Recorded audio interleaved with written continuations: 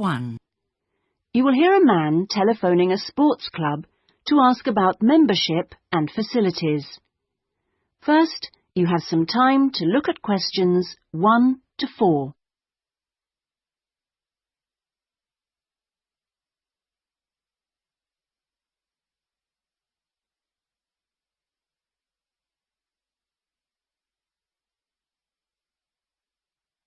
Listen carefully and answer questions 1 to 4. Good morning. Sorry, it's gone 12. I'll start again. Good afternoon, Kingswell Sports Club. How can I help you? Oh, good afternoon.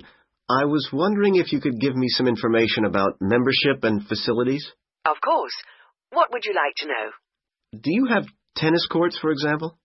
No, I'm afraid we don't. We're primarily a golf club. What about football? I heard you had a team. No, I'm sorry. Perhaps you're thinking about Fresham Sports Centre. Oh, right. I know it. I've played badminton there. Have you? They've got a lot of facilities we don't have, and vice versa. We do have a Keep Fit studio, which is very popular with members, and then as well as that, there's swimming, of course. That's good. I like to swim every day. We have a range of classes, too. Do you have judo classes? I'm keen to learn. Well, at the moment, we offer kickboxing. We're planning to add judo and stretch classes soon. We're currently running a range of yoga classes, too. What about relaxing after exercise?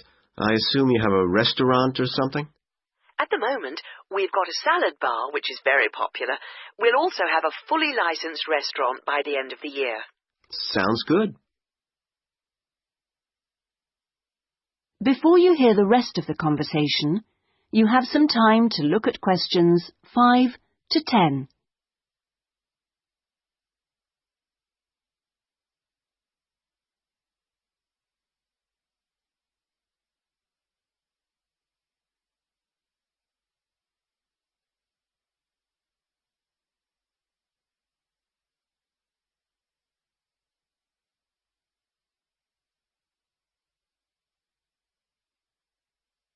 Now listen and answer questions 5 to 10. What kind of membership are you interested in? Not really sure. What are the options? Well, there are 3 different membership schemes. I see. What's the difference?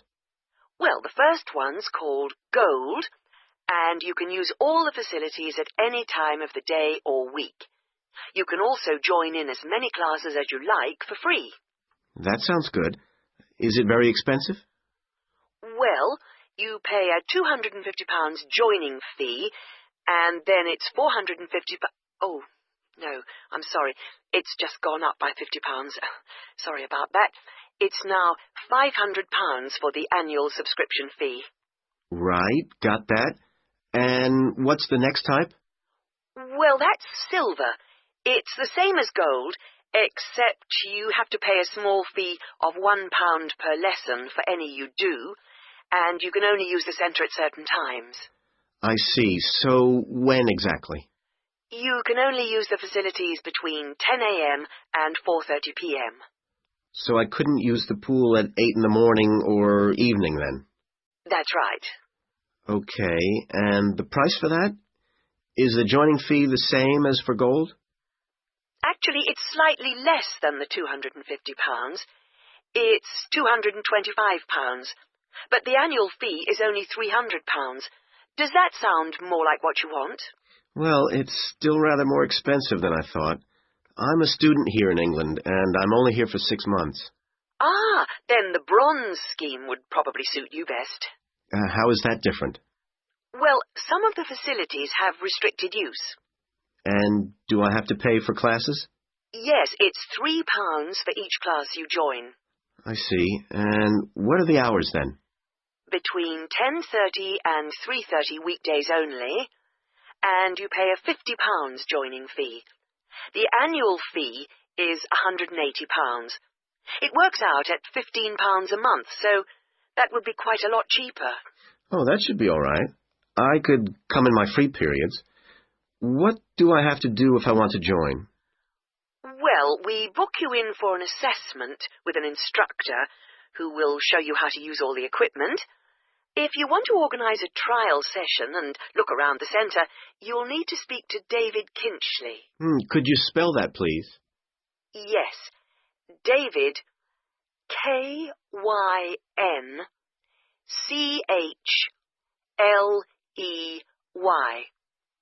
I'll give you his direct line number. It's 0458 95311. Thanks. Thank you for calling Kingswell Sports Club. That is the end of part 1. You now have half a minute to check your answers.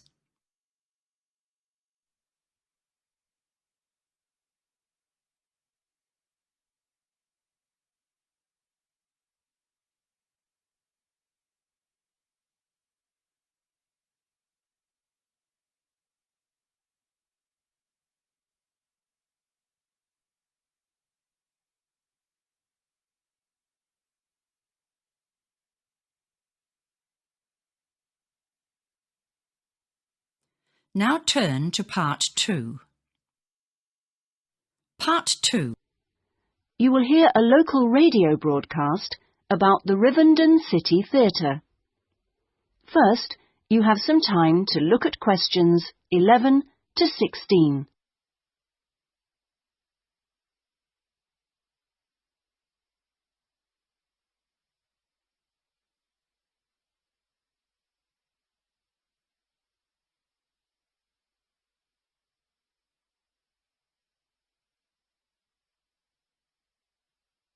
Now listen carefully and answer questions 11 to 16.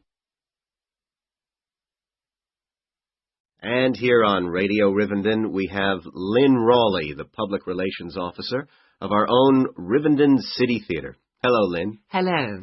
Now, the theatre is reopening soon after its 3-year redevelopment program, isn't it? That's right, and there are a lot of improvements. The first thing people will see when they go in is that the foyer has been repainted in the original green and gold. Then the box office has been reoriented with its own access from the side of the building instead of through the foyer, which means it can be open longer hours and has more space too. The shop that used to be in the foyer, which sold books and CDs, is the one part of the redevelopment which isn't yet complete. The plan is to find new premises for it near the theatre, and we've had difficulty finding somewhere suitable. We hope to reopen the shop in the next few months. Will audiences find any difference in the auditorium? Yes, we've increased the legroom between the rows. This means that there are now fewer seats, but we're sure audiences will be much happier. And we've installed air conditioning so it won't get so hot and stuffy. We already had a few seats which were suitable for wheelchair users, and now there are twice as many, which we hope will meet demand. Something else that will benefit audiences is the new lifts. The two we used to have were very small and slow. They've now gone, and we've got much more efficient ones. Anything for the performers?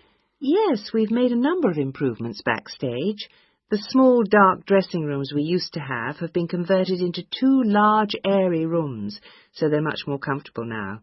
And the state-of-the-art electronic sound and lighting systems have been installed.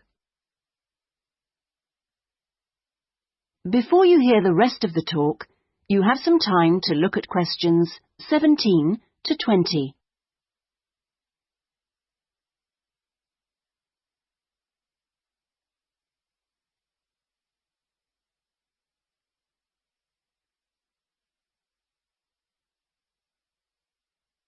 Now listen and answer questions 17 to 20. Okay, so what's the first play that audiences can see when the theatre reopens? We've got a very exciting production of Peter Shaffer's Royal Hunt of the Sun, which is currently touring the country. That starts on October the 13th and runs till the 19th. We're experimenting a bit with the time the curtain goes up. We used to start all our performances at 7:30, but that made it difficult for people to go home by public transport. So instead, we're beginning at 7, because at 9:45, when it finishes, there are still buses running. Tickets are already selling fast. The Friday and Saturday performances sold out almost immediately, and in fact now there are only tickets for Monday and Thursday. How much are they? We've introduced a simpler price structure.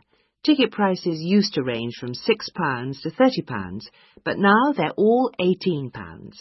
They're available from the box office, in person, by phone, fax or post, or online.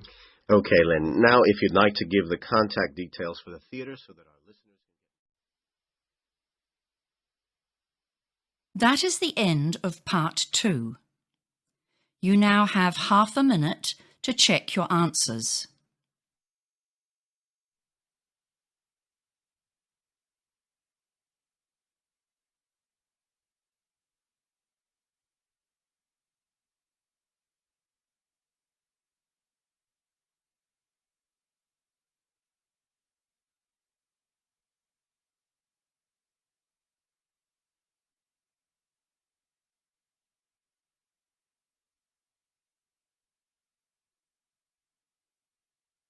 Now turn to part 3.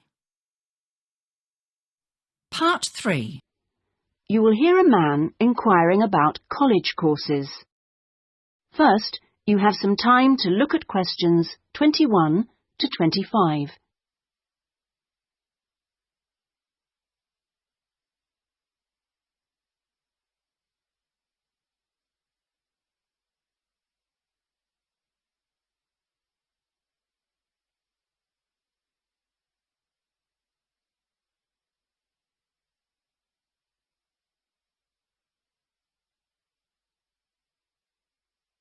Now listen carefully and answer questions 21 to 25.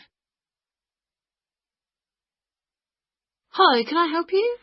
I was told to come here because I'd like to talk to someone about taking a management course. Right, I'm one of the tutors, so I should be able to help you. Oh, good. My name's Brian Ardley. I've decided to enrol on a part-time management course. A friend of mine took one last year and recommended it to me. Right. Is there anything I should do before the course, like reading or anything? We prefer to integrate reading with the course, so we don't give out a reading list in advance. But we like people to write a case study describing an organisation they know. I've already done that, as my friend told me you wanted one. But would it be possible to sit in on a teaching session to see what it's like? I haven't been a student for quite a while. Fine. Just let me know which date and I'll arrange it with the tutor. Now, could I ask you about the college facilities, please? Anything in particular? Well, the course is 1 day a week, all day, isn't it? So presumably it's possible to buy food.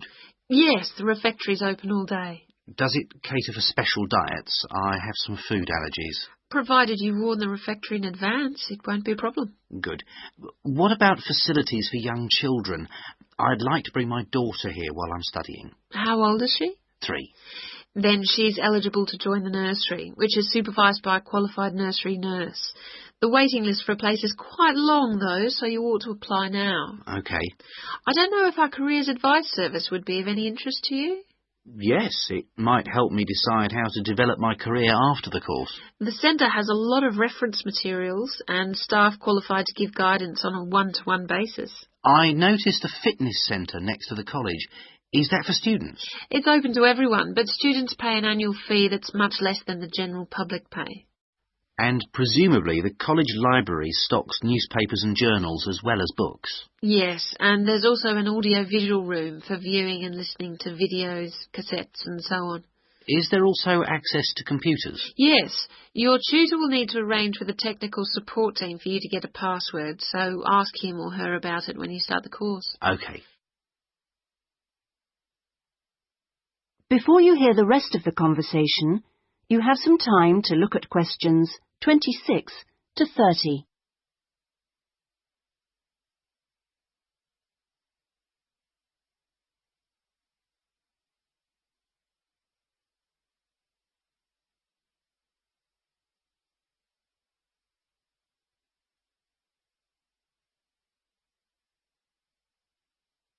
Now listen and answer questions 26 to 30. By the way, do you know about our business centre? No, what's that? It's a training resource, a collection of materials for people to study on their own or use in their own organisations. Uh-huh. You mean books and videos? Yes, and manuals for self-study, plus a lot of computer-based materials so people can work through them at their own speed and repeat anything they aren't sure about. And you can hire laptops to use in your own home or workplace, as well as printers that you can take away. Does it have anything that I could use to improve my study skills? I don't have much idea about report writing, and I'm sure I'll need it on the course. Oh, yes, there's plenty of useful material. Just ask one of the staff. Does the centre cover all the main areas of business? Yes, topics like finance and, of course, marketing, that's a popular one. Local managers seem to queue up to borrow the videos. So it isn't just for students, then? No, it's for members only, but anyone can join. How much does it cost? £100 a year for a company and £50 for an individual, with no discount for students, I'm afraid. Well, that's very helpful. Well, I think that's all. I'd better go home and fill in the enrolment form. Thanks for all your help. You're welcome. Goodbye. Goodbye. That is the end of part 3. You now have half a minute to check your answers.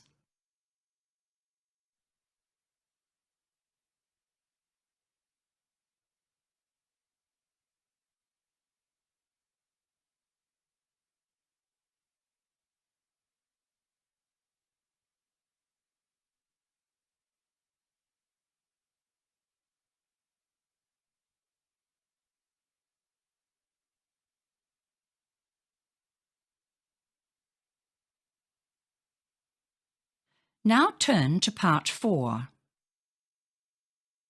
Part 4. You will hear a talk on a social history of the East End of London. First, you have some time to look at questions 31 to 40.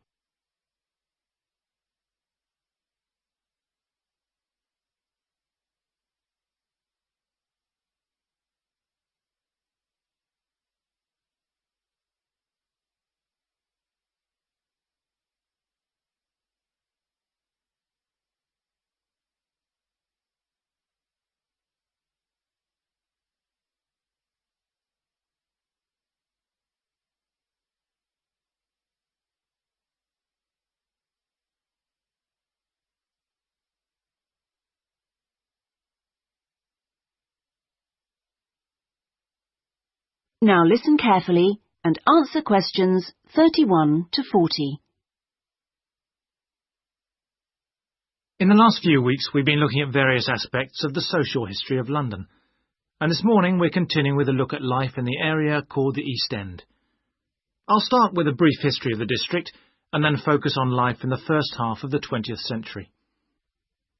Back in the 1st to the 4th centuries AD, when the Romans controlled England, London grew into a town of 45,000 people, and what's now the East End, the area by the River Thames and along the road heading north-east from London to the coast, consisted of farmland with crops and livestock, which helped to feed that population. The Romans left in 410, at the beginning of the 5th century, and from then onwards, the country suffered a series of invasions by tribes from present-day Germany and Denmark, the Angles, Saxons and Jutes, many of whom settled in the East End. The technology they introduced meant that metal and leather goods were produced there for the first time. And as the East End was by the river, ships could transport goods between there and foreign markets. In the 11th century, in 1066 to be precise, the Normans conquered England, and during the next few centuries London became one of the most powerful and prosperous cities in Europe. The East End benefited from this, and because there were fewer restrictions there than in the city itself, plenty of newcomers settled there from abroad, bringing their skills as workers, merchants or moneylenders during the next few hundred years.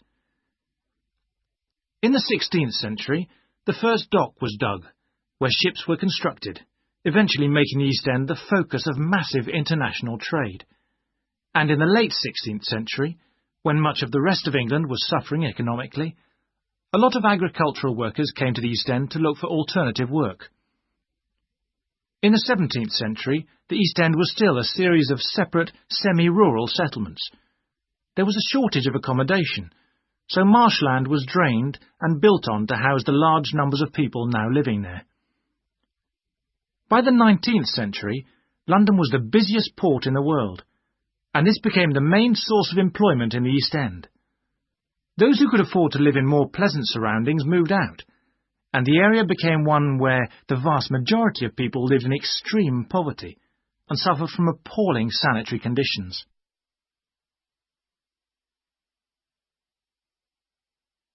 That brief outline takes us to the beginning of the 20th century, and now we'll turn to housing. At the beginning of the century, living conditions for the majority of working people in East London were very basic indeed. Houses were crowded closely together and usually very badly built because there was no regulation. But the poor and needy were attracted by the possibility of work, and they had to be housed. It was the availability rather than the condition of the housing that was the major concern for tenants and landlords alike. Few houses had electricity at this time, so other sources of power were used, like coal for the fires which heated perhaps just one room. Of course, the smoke from these contributed a great deal to the air pollution for which London used to be famous. A tiny, damp, unhealthy house like this might well be occupied by 2 full families, possibly including several children, grandparents, aunts and uncles. Now, before I go on to health implications of this way of life, I'll say something about food and nutrition. That is the end of part 4. You now have half a minute to check your answers.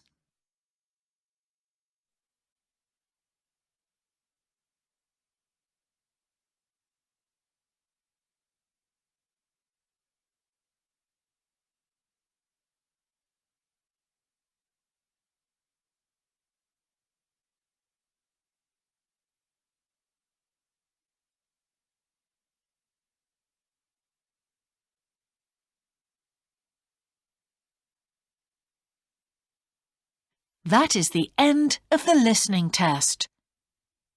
In the IELTS test, you would now have 10 minutes to transfer your answers to the answer sheet.